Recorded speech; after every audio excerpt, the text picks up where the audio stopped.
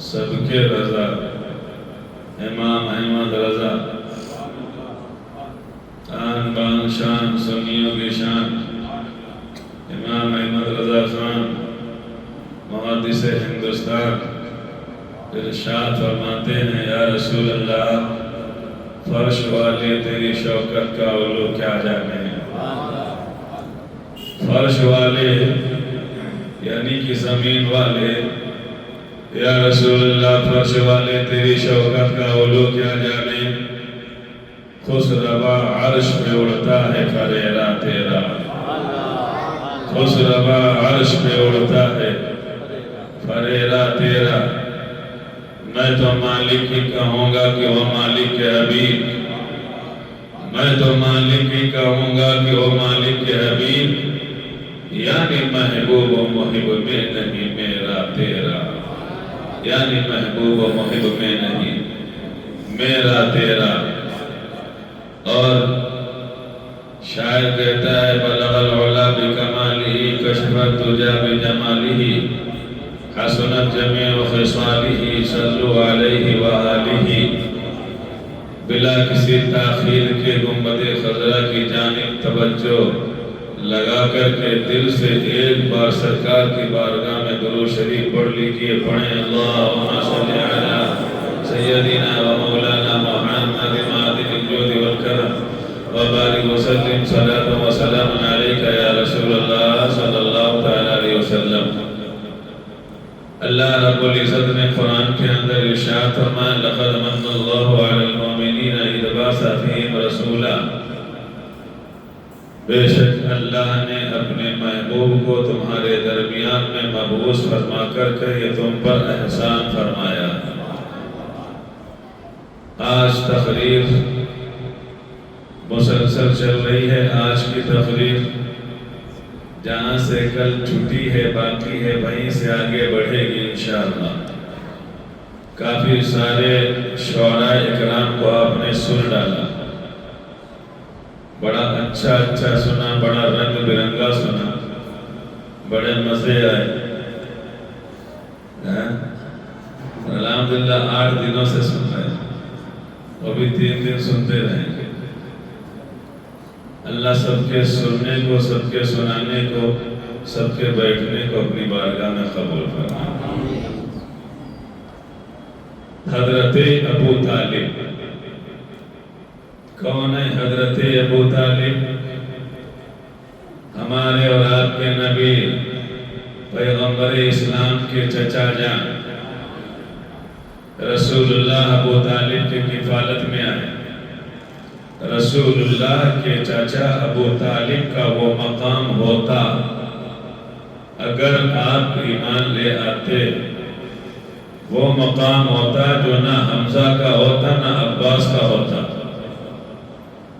ابو طالب بہت وثوق و رسوخ کے مالک تھے۔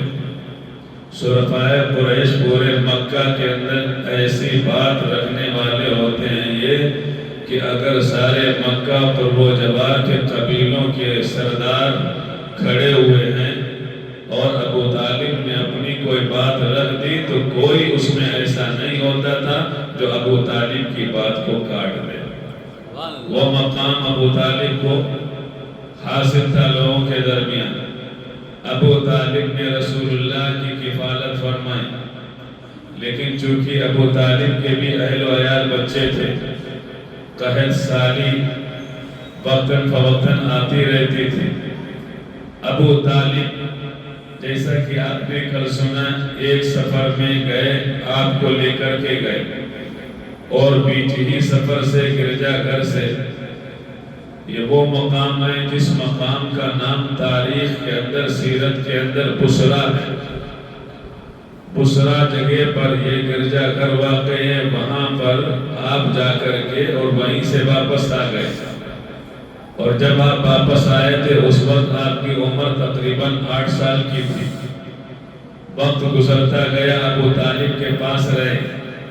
مکہ المکرمہ کے اندر رسول اللہ تشریف فرما ہے، ایسا نہیں کہ سرکار صرف گھر کے اندر ہی رہے، بلکہ آپ مکہ المکرمہ کی وادیوں میں نکلتے تھے، مکہ المکرمہ کے قبیلوں میں جاتے تھے، مکہ المکرمہ کے قبیلوں کے جو شرفاء قریش و سردار ہوتے ہیں ان سے ملاقات کرتے تھے، اور آپ الامین اور الصدیق کے نام سے فیمس اور مشہور تھے۔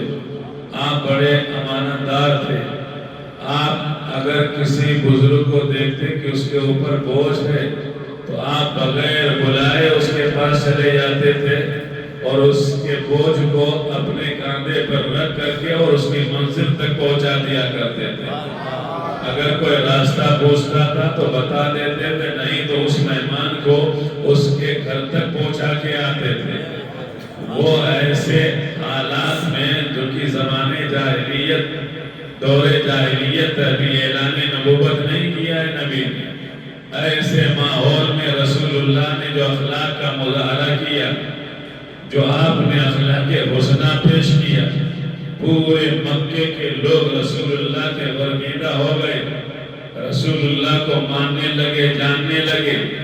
حضرت ابو طالب نے کہا، اے میرے بھتیجے محمد، ایسا کرو، آپ دیکھ رہے ہو کہ قید سالی ہے، اور قید سالی میں اب ہمارے یہاں اتنا نفقہ نہیں، اتنا خرچہ نہیں ہے کہ وہ کفایت کر جائے، لہذا میری رائے یہ ہے کہ تم جاؤ ایک ایسی ہستی کے پاس جس کو کہ ملکہ تجارت کہا جاتا ہے۔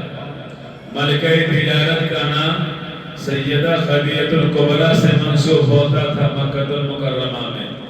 اس وقت بڑے بڑے رؤسا تھے، بڑے بڑے تاجر تھے، بڑے بڑے مالدار تھے، لیکن مکہ کے سارے تاجروں کا سامان ایک طرف ہوا کرتا تھا، اور اس سے کہیں زیادہ اگر سامان ہوا کرتا تھا تو صرف و صرف تنہا حضرت خدیجہ الکبریٰ کا ہوا کرتا تھا۔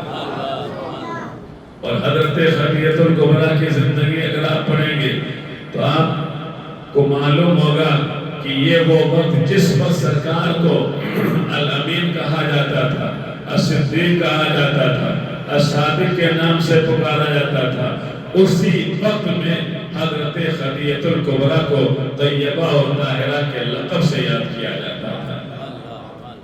اللہ کے رسول صلی اللہ علیہ وسلم نے اپنے چچا جان سے کہا، ابو طالب سے، چچا جان آپ کہہ رہے ہو کہ خدیجہ کے پاس میں جاؤ، میں اگر چلا گیا اور انہوں نے منع کر دیا تو پھر کیا ہوگا؟ اور دوسری بات تو یہ ہے کہ میری شایان شان نہیں ہے کہ میں ان کے پاس میں جاؤں۔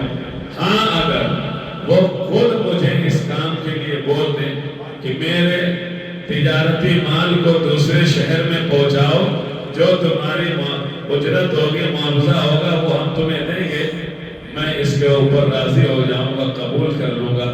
چچا بھتیجے کے درمیان میں بات ہو رہی تھی، ایک تیسرے شخص نے سن لیا، سن کر کے وہاں سے چلا، اس بات کو حضرت خدیجہ الکبریٰ تک پہنچا دیا۔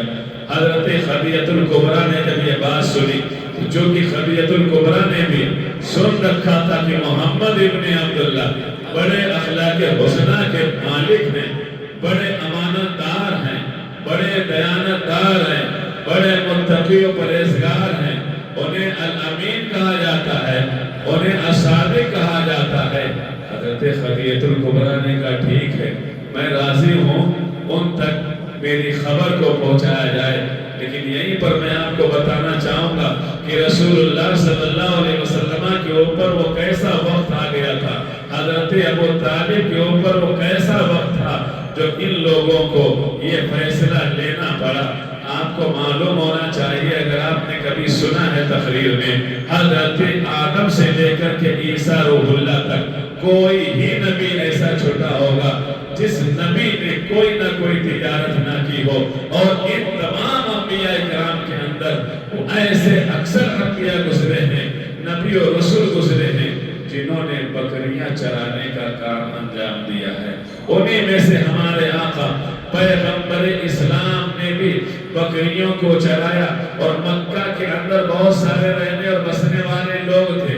مکے کے اندر کام چاہیے سارے لوگوں کو، قحط سالی سے سارے لوگ جوجھ رہے ہیں، لیکن کام مکے کے اندر کوئی نہیں ہے، کوئی کارخانہ مکے کے اندر نہیں ہے، کوئی فیکٹری مکے کے اندر نہیں ہے، کوئی کمپنی مکے کے اندر نہیں ہے جس میں کہ جا کر کے لوگ اپنا وقت گزار کر کے کام کر لیں اور اس کا معاوضہ لے آئیں۔ کیا تھا مکے کے اندر؟ مثال کے طور پہ کوئی جھاڑی ہے، ببول کے درخت ہیں، اگر ان کی شاخیں بلند ہو گئیں اور وہ کسی کی ملکیت میں کھڑے ہوئے ہیں تو بس یہ ہے کہ اس شاخوں کو چھوٹا کر دیا جائے یا اس جھاڑی کو صاف کر لیا جائے یا یہاں کے پتھر اٹھا کے وہاں پہ رکھ دیے جائیں یا اس جگہ کے پتھر کو اٹھا کر کے دیوار نما ترتیب دے دیا جائے یا پھر اونٹوں کو چلا لیا جائے یا پھر بکریوں کو چلا لیا جائے۔ اور یہ سارے کام ہوا کرتے تھے چھوٹے چھوٹے، جن کاموں کے کرنے پر تھوڑی سی اجرت ملا کرتی تھی، اور وہ بھی درہم و دینار نہیں، بلکہ اگر آپ نے اونٹوں کو چلایا مثال کے طور پہ اس وقت کو لے کر کے تو پھر ایک وقت کا کھانا مل جاتا تھا۔ اگر آپ نے کئی سارے اونٹوں کو دو چار جو ہے آپ نے چلا لیا تو کچھ کھجوریں مل جایا کرتی تھی، ایک وقت کا کھانا کھلا دیا کرتا تھا مالک۔ اور اگر بکریاں چلا رہے ہیں تو ان ساری بکریوں میں اگر دودھ دینے والی بکریاں ہیں تو ان ساری بکریوں میں سے ایک بکری کا دودھ چلانے والے کو معاوضے کی اجرت پر طور پر دے دیا جاتا تھا۔ ایسے اتحد سالی پھر یہ ہوا کہ ایک وقت ایسا آیا کہ یہ سارا کام بھی ختم ہو گیا۔ تب حضرت ابو طالب نے رسول اللہ سے کہا تھا، اور اس وقت اللہ کے رسول کی عمر تقریباً ایک روایت میں ہے کہ 14 اور 13 سال کی، اور ایک روایت میں ہے کہ 16 اور 17 سال کی تھی۔ حضرت ابو طالب اور اللہ کے رسول نے مشورہ کیا، خدیجہ الکبریٰ نے پیغام بھیج دیا تجارت کا۔ حضرت خدیجہ الکبریٰ کون ہے؟ بڑی مقدس خاتون ہیں۔ حضرت خدیجہ الکبریٰ مومن اول بھی ہیں، معلمہ اول بھی ہیں، نبوت کی رفیقہ بھی ہیں، امت کی شفیقہ بھی ہیں۔ اور یہ حضرت خدیجہ الکبریٰ وہ ہیں کہ جن کے بطن مبارک سے ایک اولاد کو چھوڑ کر کے رسول اللہ کی جتنی بھی اولادیں ہیں سب حضرت خدیجہ الکبریٰ کے شکم مبارک سے اللہ نے عطا فرمائی ہیں۔ اور تو اور حضرت خدیجہ الکبریٰ کی وہ ذات ہے کہ جنہیں فرشتے بھی سلامی دینے آیا کرتے تھے اور خود اللہ رب العزت بھی سلام فرمایا کرتا تھا۔ یہ ہیں حضرت خدیجہ الکبریٰ رضی اللہ تعالیٰ عنہ۔ طیبہ طاہرہ سرکار صلی اللہ علیہ وسلم تک بات پہنچا دی گئی کہ فلاں دن فلاں وقت پہ ہمارا مال نکلے گا، ہمارا غلام میسرہ ہے وہ آپ کے ساتھ میں جائے گا، اور یہ اگر مال آپ نے بیچ دیا تو ہم آپ کو ڈبل منافع دیں گے۔ حضرت خدیجہ الکبریٰ نے سرکار صلی اللہ علیہ وسلم نے تجویز کو قبول کر لیا اور مال لے کر کے ملک شام گرمیوں کے موسم میں یمن جاتا تھا یا ملک شام جاتا تھا۔ ملک شام میں گرمیوں کے موسم میں مال جایا کرتا تھا اور ملک یمن سردیوں کے موسم میں تجارت کے قافلے جایا کرتے تھے۔ حضرت خدیجہ الکبریٰ کا مال لے کر کے رسول اللہ غلام میسرہ کے ساتھ میں چلے، اور جب ادھر سے پہنچے تھے تو اسی جگہ پر جس جگہ کا نام ہے بصرہ، اور پہلے جو راہب ملا تھا اس کا نام تھا بحیرہ، اور اب جب پہنچے ہیں تو وہی جگہ ہے، وہی پیڑ ہے، وہی گرجا گھر ہے، لیکن راہب بدل گیا ہے۔ اب یہ راہب بحیرہ نہیں ہے، بلکہ اس وقت کا جو راہب ہے وہ نستورہ نام کا ہے۔ جب دیکھا کہ ایک قافلہ آیا ہوا اور اس میں ایک نوجوان ہے، اور اس نوجوان کے اوپر بادل سایہ کیے ہوئے ہیں، بحیرہ نے جب یہ دیکھا تو اس نے دعوت کی، اور دعوت کرنے کے بعد سارے لوگوں کو کھانا کھلایا، سارے لوگ آ گئے۔ پوچھا کیا بات ہے، نوجوان کیوں نہیں آیا؟ تو پھر میسرہ نے جواب دیا کہ اصل میں ان کو آپ نے دعوت نہیں دی۔ کہا بھئی سب کو دعوت دی تو اس نوجوان کو بھی دعوت ہے؟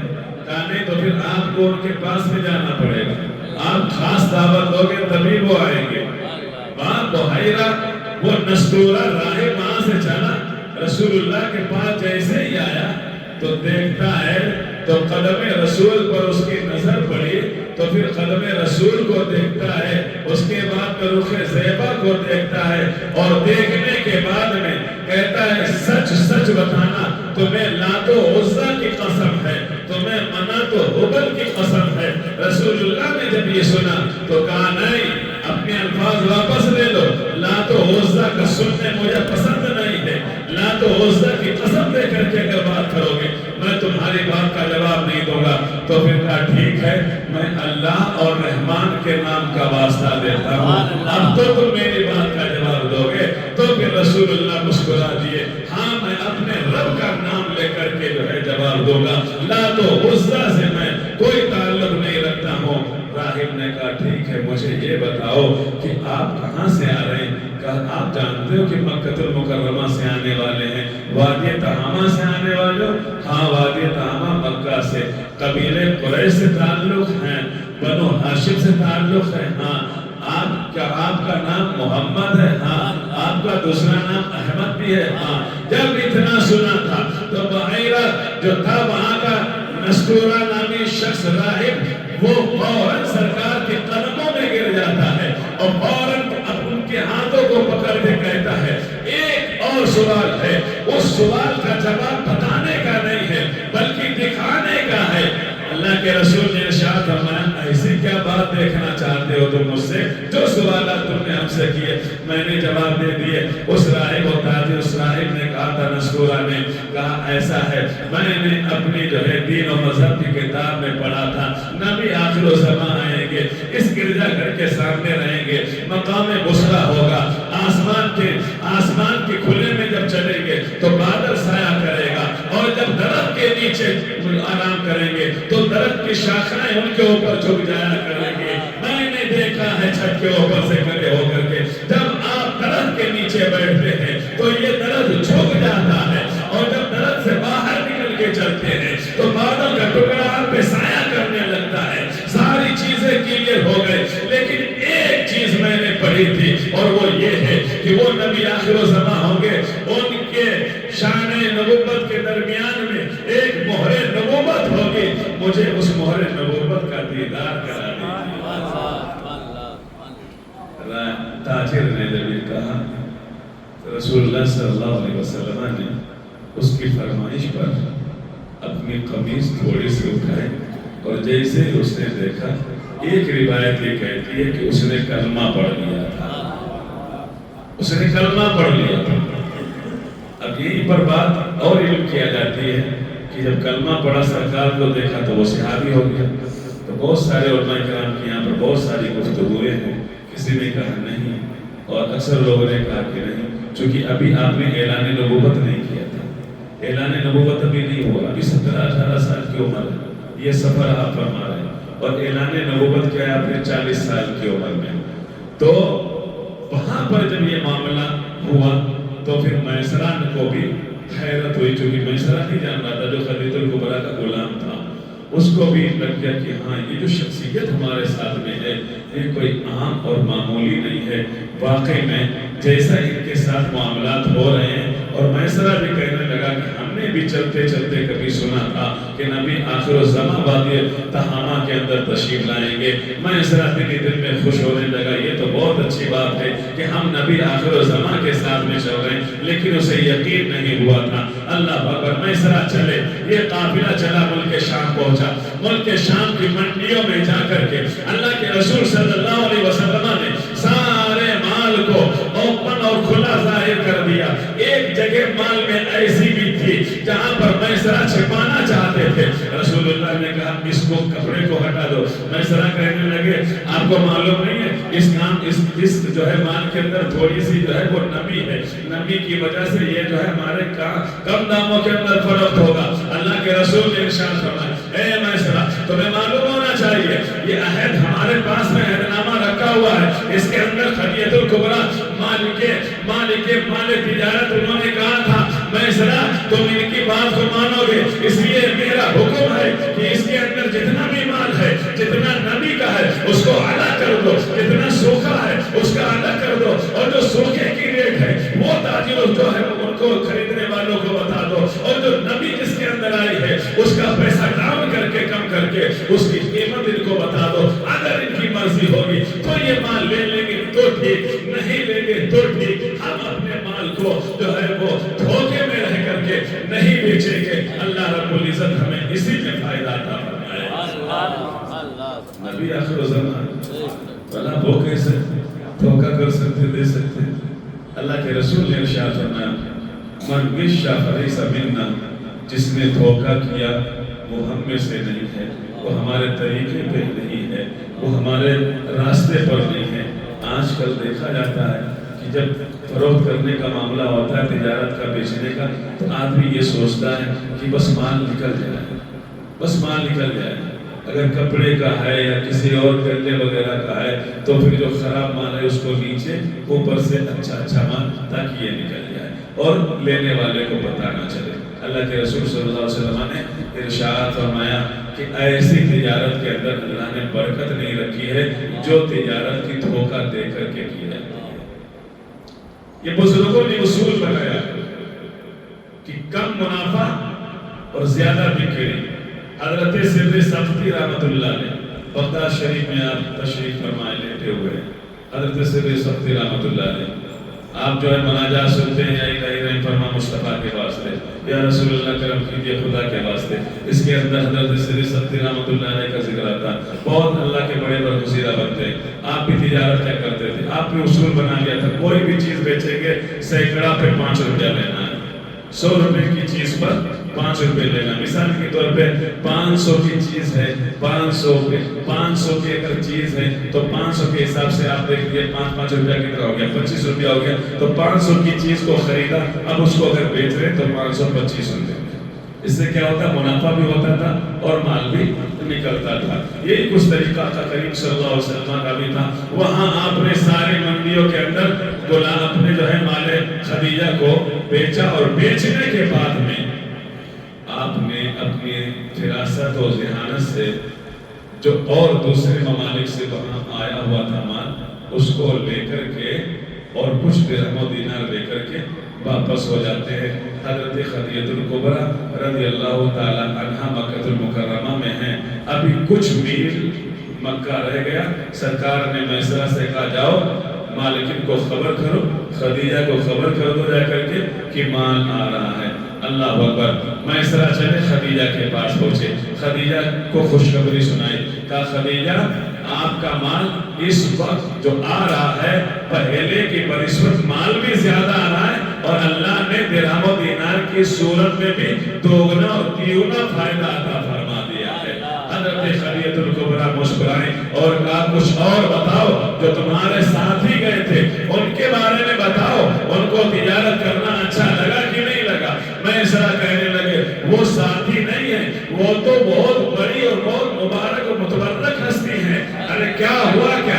ارے ہم گرجا گھر کے پاس میں تھے، وہاں جب راہب نے باتیں کی سوالات کیے تو انہوں نے سارے سوالات کے جوابات دیے، اور ایک چیز جو راہب نے اپنی کتاب میں پڑھی تھی نبی آخر الزمان کی، وہ چیز بھی ان کے پاس میں ملی۔ خدیجہ نے کہا وہ چیز کیا؟ کہا وہ ختم نبوت ہے، مہر نبوت ہے، وہ بھی ان کی پشت پر ہے۔ اللہ اکبر۔ حضرت خدیجہ نے جب یہ سنا فوراً خاموش ہو گئی، اور اب کیا تھا؟ سرکار کی عظمت اور ان کی رفعت حضرت خدیجہ الکبریٰ کے دل میں اور زیادہ بڑھ گئی۔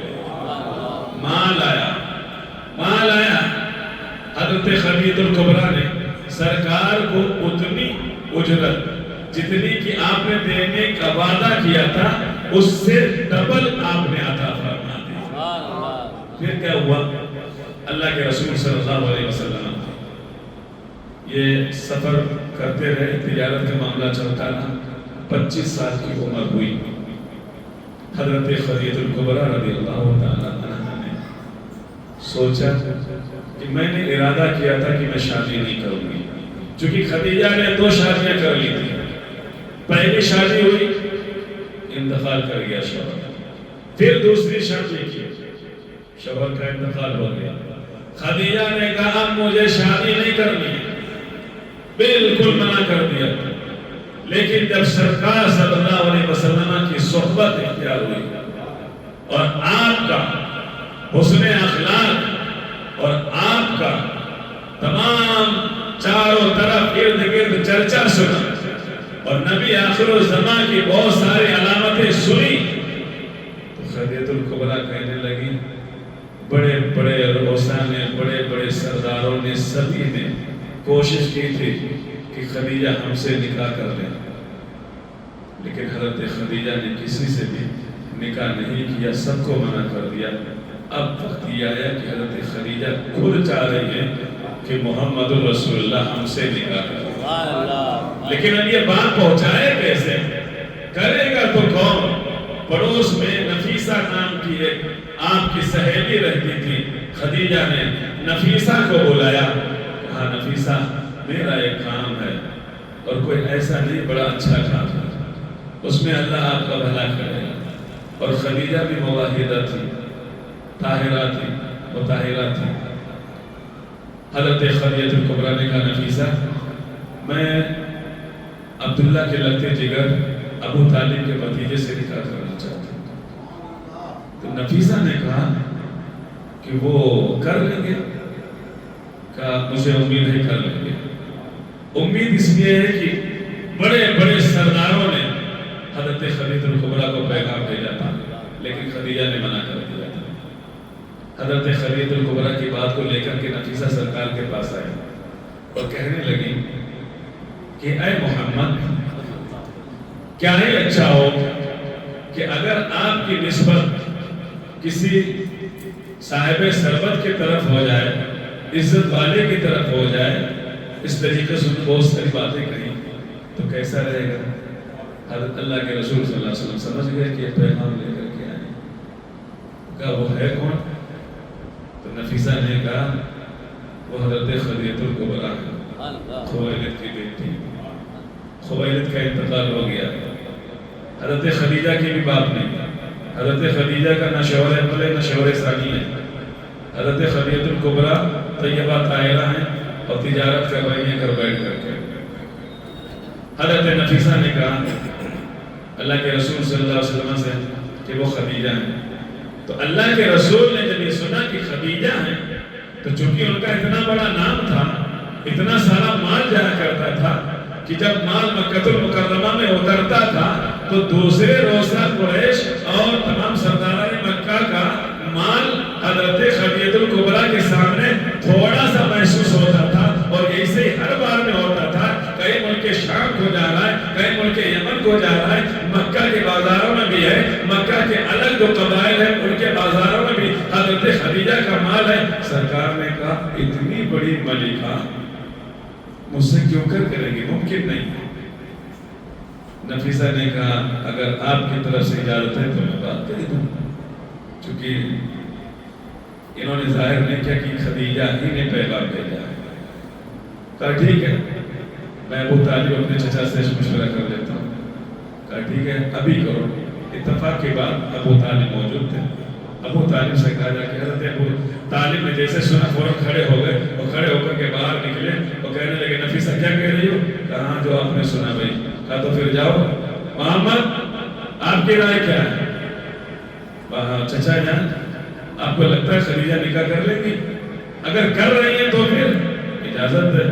ٹھیک ہے، نفیسہ گئی، خدیجہ سے کہا کہ ہاں رسول اللہ صلی اللہ علیہ وسلم جو ہے وہ ان کو یقین نہیں ہو رہا۔ تو حضرت خدیجہ الکبریٰ نے کہا کہ جاؤ ان کے چچا کو بولو کہ ہمارے چچا عمرو سے بات کر لیں۔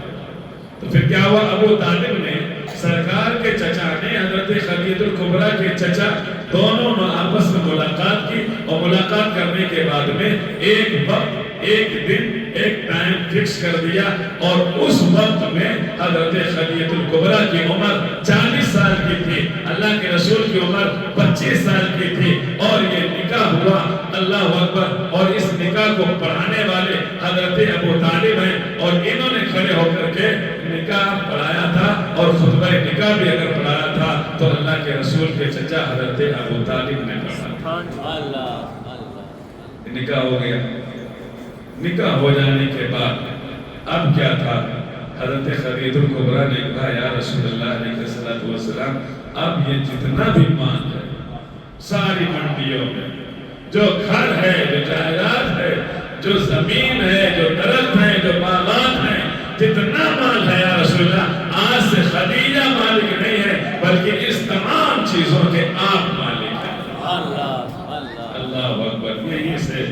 یہیں سے ترقی جو ہے چلی ہے. اللہ کے رسول صلی اللہ علیہ وسلم نے ابھی اعلان نبوت نہیں کیا. 25 سال سے لے کر کے 40 سال کی بیچ میں بہت سارے اختلافات ہوئے, بہت ساری چیزیں ہوئیں, بہت ساری جھڑپیں ہوئیں. اس میں کیا تھا, اللہ کے رسول نے نمازیں بھی پڑھی. حضرت خدیجہ الکبریٰ بھی نماز پڑھنا شروع کر دی. حضرت خدیجہ الکبریٰ رضی اللہ تعالیٰ عنہ وہ ذات ہیں, اللہ کے رسول ارشاد فرماتے ہیں کہ جب مکہ والے مجھے جھوٹا کہہ رہے تھے, جب مجھے جھٹلا رہے تھے, اور مکے کی سرزمین پر اگر پہلی خاتون میری تائید کرنے والی تھی, مجھے سچ کہنے والی تھی, تو وہ کوئی اور نہیں تھی بلکہ میری رفیق حیات حضرت خدیجہ الکبریٰ رضی اللہ تعالیٰ عنہ. اللہ کے رسول صلی اللہ علیہ وسلم, وقت بھی ہو گیا, مجھے اور آگے بڑھنا ہے. حضرت خدیجہ الکبریٰ کی شادی ہوئی, اللہ کے رسول یہ زندگی گزرتی رہی, اعلان نبوت ہوا. اعلان نبوت سے پہلے ایک اور مرحلہ میں آپ کو بتا دوں. اعلان نبوت سے پھر کیا ہوا, بنو ہاشم کے حضرات خانہ کعبہ کی طرف متوجہ ہوئے. خانہ کعبہ حضرت ابراہیم و اسماعیل نے تعمیر فرمایا تھا. 3000 سال کا عرصہ طویل گزر گیا, خانہ کعبہ کی دیواریں منہدم ہونے لگی. تب سب لوگوں نے کوشش کی, رائے مشورہ کیا, ایسا کرتے ہیں کہ اب نئے سرے سے خانہ کعبہ کی تعمیر کرتے ہیں. خانہ کعبہ کی تعمیر تقریباً کتابوں میں لکھا ہے 1 سے لے کر کے کم و بیش 9 سے 10 مرتبہ ہوئی ہے. تو حضرت آدم علیہ السلام نے بھی, حضرت جبریل علیہ السلام نے بھی اس کی تعمیر کی, حضرت ابراہیم نے بھی تعمیر کی, حضرت اسماعیل نے بھی تعمیر کی. حضرت ابراہیم اسماعیل کے بعد میں بنو ہاشم اہل قریش نے تعمیر کی, اور ان کے تعمیر کرنے کا انداز یہ تھا کہ اصل میں سب سے پہلے خانہ کعبہ کے اندر یہ جو 4 دیواری دکھ رہی, جو اندر کمرہ نما ہے, اس کے اندر ایک کنواں ہوتا تھا, اور اس کنویں کے اندر تمام جو طواف کرنے والے لوگ آتے تھے دور و دراز سے, اور مکے کے لوگ جب وہ نظر اپنی چڑھانا چاہتے یا تحفے تحائف دینا چاہتے, اور اس میں تحفے تحائف میں کھانے کی بھی چیزیں ہوتی, اس میں پہننے کی بھی چیزیں ہوتی, کپڑے بھی ہوتے, زیورات بھی ہوتے, درہم و دینار بھی ہوتے, اشرفیہ بھی ہوتی, وہ سارے کے سارے اس کنویں کے اندر ڈال دیے جاتے. حتیٰ کہ ایک مرتبہ اس کنویں سے ایک چوری کرنے والے نے چوری بھی کر لی تھی. بنو ہاشم نے کہا اگر یہی معاملہ رہا تو پھر جو ہے نا حالات اور خراب ہوں گے.